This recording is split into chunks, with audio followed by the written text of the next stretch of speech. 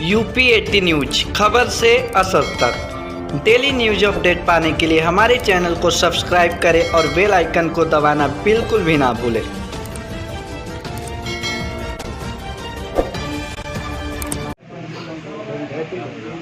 Doctor साहब, आज किस तरह का प्रेस वार्ता बुलाया गया, क्या उद्देश्य है? आज के प्रेस वार्ता का मुख्य उद्देश्य था कि हम अस्थमा जैसी बीमारी को कैसे दूर करें, कैसे बचाव करें और कैसे इससे प्रकोप से बचें। 3 मई को वर्ल्ड अस्थमा डे है जो WHO द्वारा हर साल मनाया जाता है। मई के प्रथम मंगलवार को होता है। BTG हमेशा की तरह इस पर कई सारे कार्यक्रम जागरूकता चलती रहती है और आज जो हमने प्रेस वार्ता की है, कल रेडियो में ताक है, खासकर गांव और कस्बों में रहने वालों लोगों के लिए समझाने की कोशिश की अस्थमा की बीमारी कैसे बचे।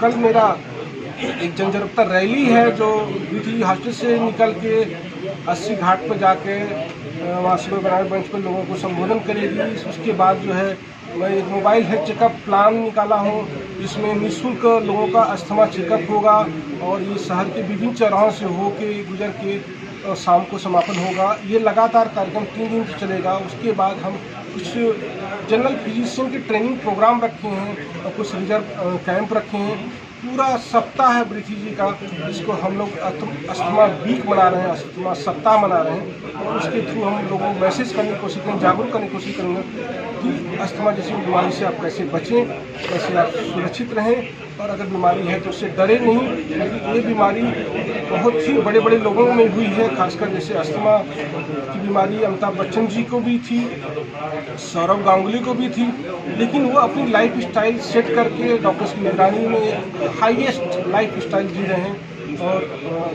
सही मुकाम पर काम कर रहे हैं। इससे डरने की भी ज़रूरत नहीं है, बस इसका सही समय पर सही इलाज लेने की ज़रूरत है, इससे आपको इसके खतरे से बचना। ठीक।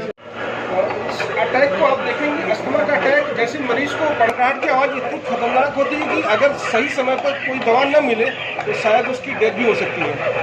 तो अभी से फिल्म की एक शूटिंग है जिसको मैंने दर्शाया कि मरीज भी हैं और इसके बाद भी वो अच्छी लाइफ स्टाइल जी रहे हैं और सही निगरानी में है, जिसके कारण उनको ऐसी गंभीर दौरे कभी दोबारा नहीं पड़ते अपनी जनरल लाइफ में। लेकिन ये फिल्म की शूटिंग है जिसको हमने दिखाया है और ये आपने साउंड सुनी होगी, आपके दिमाग में कैद हो गया होगा कि साउंड कैसे आती है अस्थमा में। एकदम घरघराहट, चीखने जैसी आवाज़ आती है और पेशेंट कभी कभी फेंट भी हो जाता है तो जो अगर सही समय पर दवा न मिले। लंग्स की बात करते हैं तो हमारे 2 फेफड़े हैं और आखिरी सांस तक, जब तक सांस है तब तक आस है, ये कहते हैं। तो फेफड़ा जब तक मजबूत रहता है तभी तक आपका शरीर भी साथ देता है।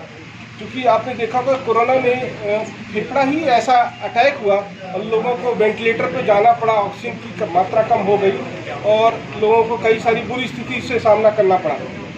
तो जैसे आपको पता हो कि 10,000 लीटर जो है हमें 24 घंटे में हमेशा हवा अंदर ले जाते हैं और बाहर निकालते हैं। 10,000 लीटर मतलब समझ लें कि 10,000 लीटर आपका फेफड़ा पर डे हवा लेता है, पर डे हवा छोड़ता भी है। लंग्स में कभी कोई डैमेज होता है तो कोई भी पार्ट उसका खराब होता है तो उसके कारण जो ऑक्सीजन सोखने की क्षमता होती है वो खत्म हो जाती है या न होती है या कम हो जाती है। तो इसमें बहुत सारी बीमारियां होती हैं जिसके कारण ऐसा होता है। लेकिन अस्थमा एक गंभीर बीमारी है, इसमें सांस की नली सिकुड़ जाती है, जैसे कि आप यहाँ पर देख रहे होंगे।